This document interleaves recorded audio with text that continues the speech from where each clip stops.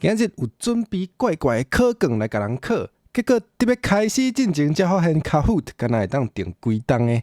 毋是呢，安尼你写 per month 是咧写啥物意思？这真明显是资本家的阴谋。毋过我已经甲大家讲，观众会当参加，这叫做头已经洗一半，哪有法度？哦，有够痛！袂要紧，这是投资，等我收益化，一定趁倒转来。结果落尾有人甲伊讲，有免半仙就会当开，互40个人参与是安怎？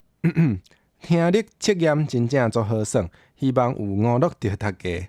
我有影是真羡慕即款的气话，毋过键盘的做起来拢真费气。最后是传这个题目爱开我开力就对。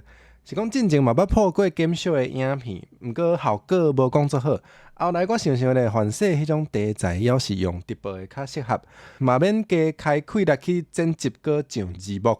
我若真正有遐济开力，一定搁来做。